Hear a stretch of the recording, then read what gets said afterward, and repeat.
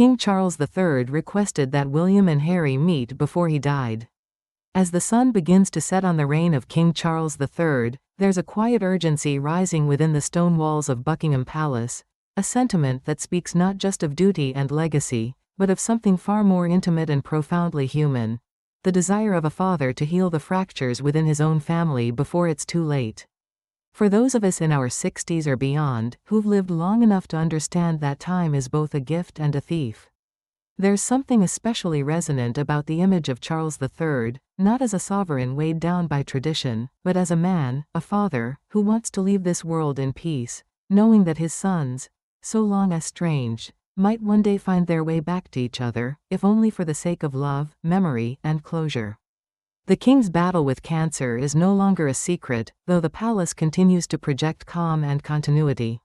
Anyone who has faced illness or watched someone they love fade slowly understands that behind the ceremonial smiles and formal appearances, there's an exhausting, relentless fight taking place behind closed doors, a fight not just for health, but for dignity, for control, and for the chance to settle matters of the heart before the window closes for good. Charles, it seems, is well aware that his remaining time may not be counted in years but in precious seasons, each one more delicate than the last. And as he quietly prepares for the inevitable handoff of power to his son William, he carries in his heart a wish more powerful than any crown: that his children might stand side by side again, not in protocol, not in performance, but in true reconciliation. For many parents, especially those of us who've raised families through both triumph and turmoil, the hope of peace among our children is a dream we carry long after they've grown. We may no longer hold sway over their lives, nor can we mend every wound, but the longing remains, that somehow, some way, the love we poured into them will bring them back to each other. For Charles, this desire is magnified by history and tragedy. The image of his two boys, once inseparable in their grief over Diana's death, now divided by bitterness and geography, is a source of quiet sorrow. It is said that he has asked William not just to prepare for kingship, but to prepare his heart, to open a door to his younger brother when the moment feels right, to begin the long and difficult work of reconnecting what has been broken, even if it never looks quite the same. It's a sentiment that requires no translation for those of us who have loved across estrangement, who have sat at empty holiday tables or seen siblings drift apart over words said in pain or moments misunderstood. It's one thing to speak of unity in speeches, it's quite another to seek it in the stillness of private conversations, where the hurt is real and the reconciliation slow, tentative, and fragile. According to reports, such conversations have already begun, quietly, cautiously. Trusted advisors are said to be exchanging feelers with Harry's team, exploring the possibility of a reunion that would happen far from flashing cameras and public scrutiny. It would be, if it comes to pass, a meeting built not on political maneuvering or public image but on something simpler: the wish of a father to see his sons smile at each other again. Yet, nothing is certain. Those of us who have lived through complicated family dynamics know that not every breach can be healed, and not every distance can be closed, especially when pride, pain, and partners are involved. Meghan Markle's reported reluctance to return to the UK is not just tabloid fodder. It speaks to the very real tensions that still simmer beneath the surface. Tensions that no single conversation may be able to resolve. And yet, Charles holds on to hope. Perhaps it's a hope that grows sharper with each passing day, each medical appointment, each quiet morning where he reflects not just on the grandeur of monarchy, but on the intimacy of fatherhood. We often talk of legacy in terms of buildings, titles, and achievements, but for many of us, especially later in life, legacy is measured not in monuments but in relationships. Have we made peace with those we love? Have we said what needed to be said? Have we asked forgiveness or offered it? These are the questions that keep us awake in the quiet hours. They are, in the end, the only questions that truly matter. For King Charles III, the crown will one day pass, the titles will endure, but the image he carries in his heart, the hope of William and Harry, shoulder to shoulder once more, is perhaps the only monument he truly desires. As Americans who have watched the royal family from across the Atlantic for decades, we've seen them through many storms, from the glamour of coronations to the heartbreak of funerals, from fairy tale weddings to public fallouts. And while the monarchy may feel distant, the struggles within this family are not. They are achingly familiar. They remind us of our own Thanksgiving dinners filled with unspoken tensions, of siblings we haven't called in years, of the ache we feel when the people we love are no longer speaking. There's something timeless in the King's plea. Something that speaks to the universal truth that at the end of life, it's not power we crave, it's peace. In our own lives, we have seen how time has a way of softening even the hardest edges.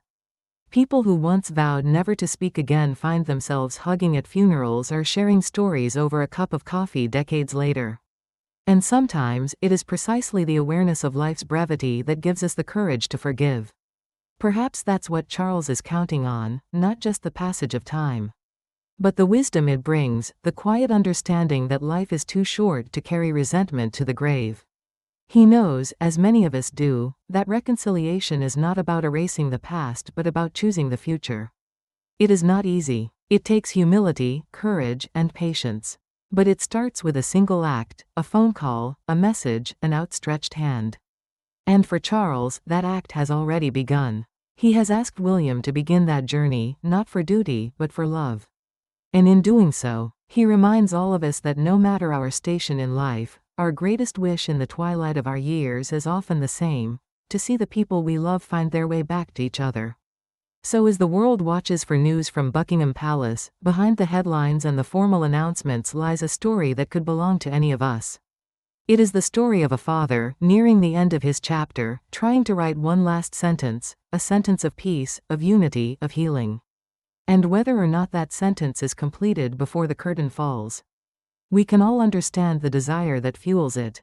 It is a desire born not from royal blood, but from a very human heart. And in that, perhaps King Charles III is not so different from the rest of us after all.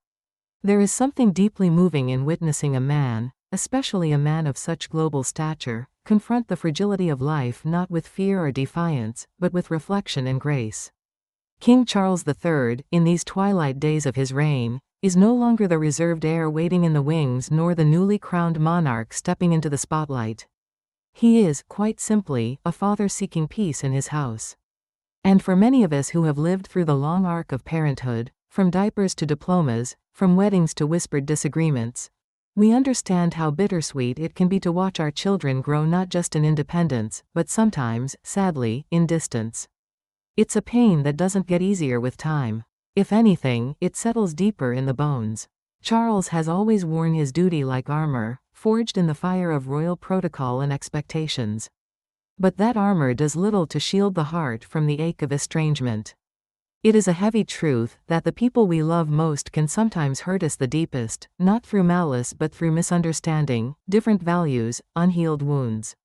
In Harry's departure and the waves it created, not just in the family but in the public's imagination, Charles has found himself in a role familiar to many, trying to hold together a family splintered not by a single event, but by years of unspoken tension, diverging paths, and painful truths. And yet, his wish is simple. Not political, not ceremonial. It is, at its core, the wish of a man who knows the sun is setting, who feels the seconds slipping like sand through his fingers. To see William and Harry in the same room, not out of duty but from genuine desire, to hear their laughter echo through the same halls where they once played as boys. This is the dream Charles holds closest now. We've all carried dreams like that, haven't we? We've all hoped for that one holiday when everyone would come together without conflict. For that one call we'd receive after years of silence, for that one family photo where no one is pretending. Of course, reconciliation cannot be forced. It has to rise from a place of authenticity, from a shared willingness to lay down pride, to open old wounds with the hope that they might finally heal. For Charles to ask William to begin that process, carefully, respectfully, is not just a royal command, it is a deeply human plea. And though Harry remains a continent away, his heart surely hears the echoes of those old bonds. After all, no matter how far we roam, there's a part of us that never stops being someone's son, someone's brother. Charles may never get the grand reunion he dreams of. But perhaps it begins not with grand gestures, but with small ones: a message on a quiet morning, a shared memory passed through a third party, a photo sent not for the press but for the heart. Perhaps, in his final acts, the king will not just prepare the realm for a new monarch, but guide his family back towards something even more enduring than legacy. love. And in that, his final chapter will not only be royal, it will be unforgettable.